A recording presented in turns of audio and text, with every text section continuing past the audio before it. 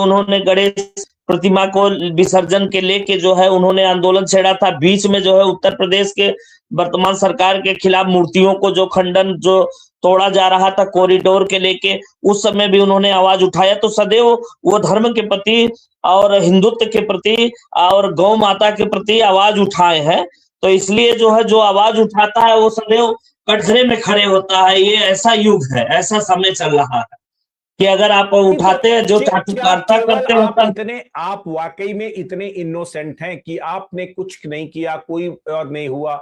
लगातार आप सोचिए, जगत गुरु रामभद्राचार्य भी विद्वत संत माने जाते हैं, विद्वत संत हैं। आखिर ऐसा क्या रहा कि उनके साथ भी जो है मतलब विवाद हो गया? चलिए, सत्ता के साथ आपके समझ में आता है, लेकिन संत के साथ आपका विवाद का क्या मतलब है? संत के साथ क्यों विवाद हो रहा है?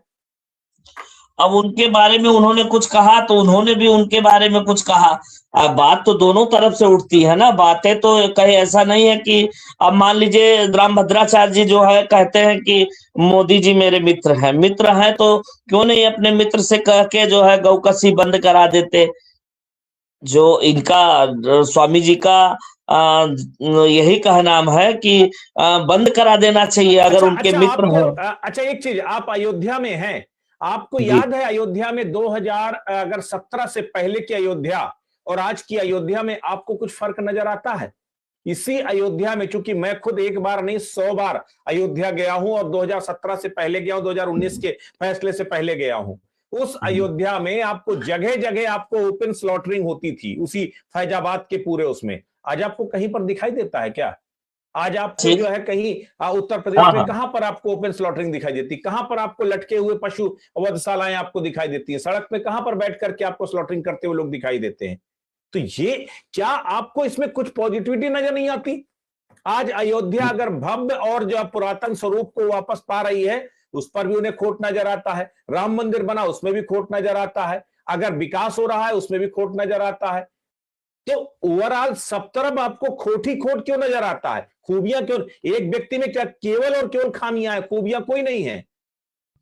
नहीं, बिल्कुल खूबियां भी हैं।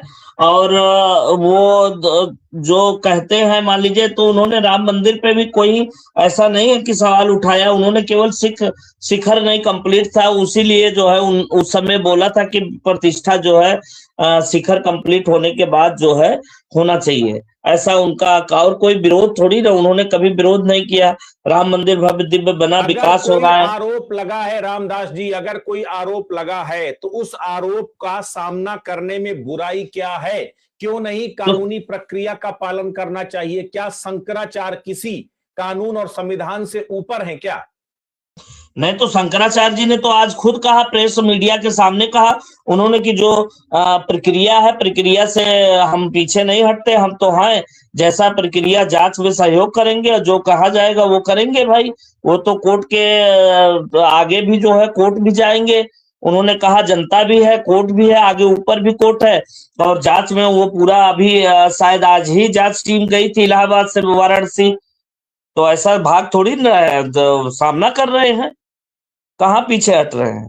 तो फिर उसमें आप लोगों को क्यों ये समझ में आता है कि राजनीतिक कुचक्र का शिकार बनाया जा रहा है? आपको इसलिए नजर आता है कि अभी ताजा प्रकरण है, ताजा घटना है, इलाहाबाद में जो चीज हुआ है और फिर वहीं का ये घटना दिखाया जा रहा है। इसलिए संदेह है, इसलिए वो किया जा रहा है कि हो सकता है ऐसा हो। ऐसा 100% नहीं कहा जा रहा है, लेकिन ऐसा लग रहा है कि राजनीतिक से प्रेरित होकर और इस तरीके से जो है साजिश के तहत कराया जा रहा है। आपको लगता नहीं है कि जिस तरीके से सनातनी खेमा ही दो फाड़ में बंट गया है, इससे सनातन को नुकसान हो रहा है? इससे सनातन धर्मी एक तरह से सशंकित हो गए हैं, आपस में दो धड़ों में बंट गए हैं। बिल्कुल हो रहा है, बिल्कुल हो रहा है। सनातन हिंदुत्व की सरकार है और इस समय प्रचंड बहुमत की हिंदुत्व की सरकार केंद्र और प्रदेश में, और इस सरकार में इस तरीके से किसी भी जगत गुरु, किसी भी शंकराचार्य, किसी भी संत के साथ इस तरीके से हो, ये बहुत ही निंदनीय है। और इसका गलत मैसेज जा रहा है समाज में और प्रदेश में, देश में, हर जगह जा रहा है। तो ये इसका जिम्मेदार कौन है? इसके जिम्मेदार जो है पहले तो उत्तर प्रदेश पुलिस प्रशासन और सरकार ने ही जो है जिस तरीके से वो करवाया बटुकों के साथ, ये गलत हुआ, तभी से ये विवाद खड़ा हुआ, तभी से ये चल रहा है। बटुकों के साथ जो कराया वो एक अलग मुद्दा था, वहां पर कार्रवाई होनी चाहिए, उस पर आप जो है अपना स्टैंड रखिए, बिल्कुल अलग मुद्दा है। लेकिन यहां पर तो कोर्ट के आदेश से हुआ है ना। आपको क्यों लगता है कि सरकारों ने या फिर किसी राजनीतिक को चक्र किया? तो अदालत के आदेश पे एफआईआर दर्ज हुई है, अदालत के उस पे हुआ है, लेकिन उन्होंने शंकराचार्य जी जो पक्ष रखे थे, उन्होंने जो अपना पक्ष रखा था उनको दरकिनार करके उसमें सम्मिलित नहीं करके, ऐसा आज के बयान है उनका, शंकराचार्य जी का, कि उसको दरकिनार करके उसको सबमिट नहीं करके फाइल में नहीं लगाया गया और उसको अलग रख के और ये डिसीजन लिया गया, ये फैसला सुनाया गया। तो बहुत चीज है, अभी ये तो जांच का विषय है, जांच प्रशासन और पुलिस और ये सब करे, लेकिन इसकी उच्च स्तरीय जांच होनी चाहिए और कोई अच्छी टीम गठित करके और उच्च स्तर से जो है इसकी अच्छे से निष्पक्ष जांच होनी चाहिए, जिससे कि दूध का दूध पानी का पानी हो सके, जानकारी हो सके कि हाँ जो एक चीज ये बताइए, जो दोषी यादव है ना, ये वही अखिलेश यादव है ना जिनकी सरकार में अमृतेश्वरानंद जी को दौड़ा दौड़ा के पीटा गया था। आज वही अमृतेश्वरानंद जी का बहुत समर्थक बन गए हैं। आज उनका प्रतिनिधिमंडल उनसे मिल रहा है, उनके दर्द में साथ खड़े होने का दम दिखा रहे हैं, ब्राह्मणों के साथ खड़े होने का दम दिखा रहे हैं। आपको लगता नहीं कि कहीं सियासी कंधा तो नहीं बन गए हैं जो है अमृतेश्वरानंद जी, जो है कि जो राजनीतिक दल है वो उनके कंधे पर रख के बंदूक चला रहे हैं और इस्तेमाल हो रहे हैं?